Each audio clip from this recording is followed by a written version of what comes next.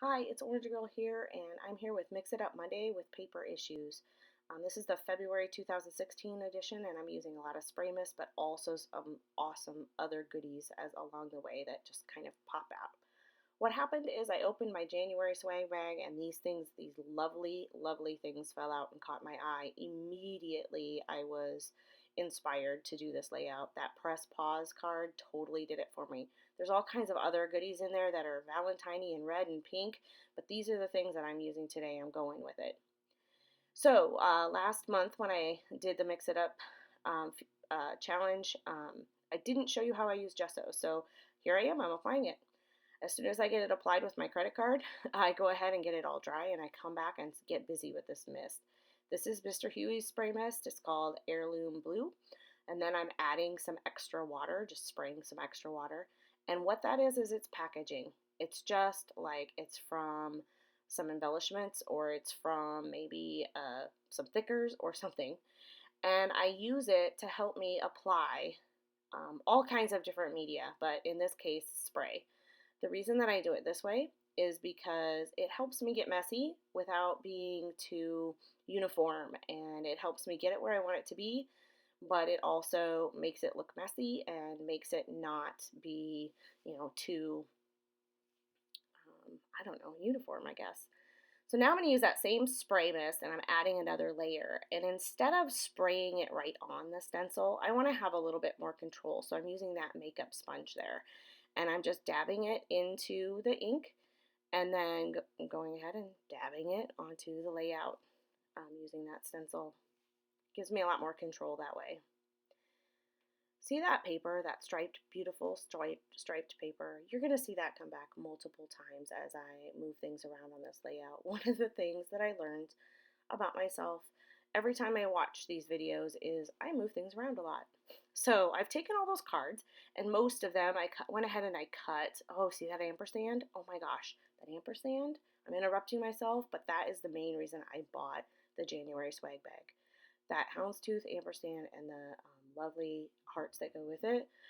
I saw it and I'm like, I'm buying it. And now here I am struggling, trying to figure out how I'm going to put it on my layout. Anyway, I also forgot to do my splatters. So I took everything off, used that same mist to put my splatters on. So I cut the cards so that they would be square like my photo, or most of them anyway. And I added a few from some other swag bags. So I went through my stash of cards that I've gotten each month and found some more of that kind of aqua color and black and white. And I cut things if I needed to, and now I'm adding, just trying to figure out some more layers.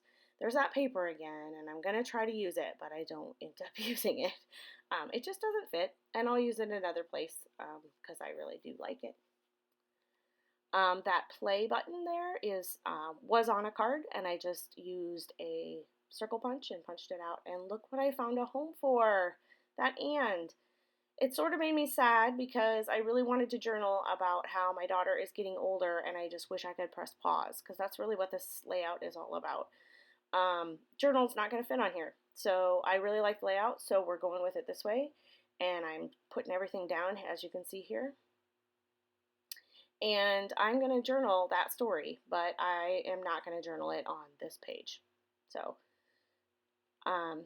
once I kind of mess around with this a little bit more, you're going to see me add just some loose thread. I do add loose thread oftentimes to my layouts. And then once that happens, I decide, okay, I'm ready to go ahead and get out the machine and do some machine stitching on my page.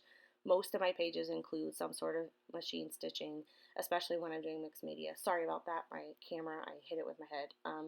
But I'm fine, so it's not a big deal, but I did mess it up there for a minute. So a magical thing happens. When I come back after cutting that, I see the back side of some of these scraps of the paper, and I see that color, and I'm like, holy moly, I have to use that color on this layout. I wasn't going to add another color. But I found a gelato that I have that is called Margarita Mix, and it happens to be that color. And I love using the water brush, which is what I'm using here with gelatos. The gelato is in my left hand, you can't see it, but all you have to do is touch the gelato with the water brush, and the water brush has water in it, and so it squirts out a little bit, and you just paint like you would watercolors. And gelatos are so versatile. I love using them. So right now I'm just putting gelato directly on wood veneer and just mushing it around with my finger, adding a little bit more here.